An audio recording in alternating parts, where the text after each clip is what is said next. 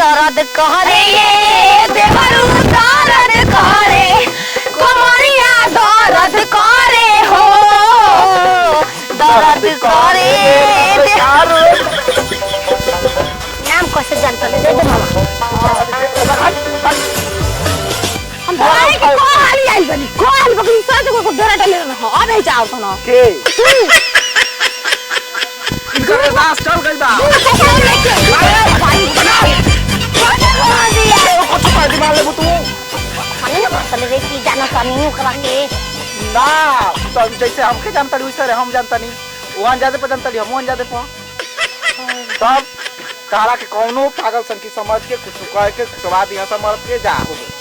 ये कुतो था तब पहले भूसलो का तू पूजा करते हो अगरबत्ती लेके पूजा कर बहुत बड़ी लगता रे बहुत बहनी दुकान के इतना पागल हूं कि हम हैं का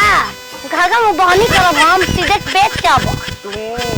बहनी काट कर ले यो पता नहीं बहनी आके कुछ चीज खा पी जाओ 16 समोसा के दुकान है चल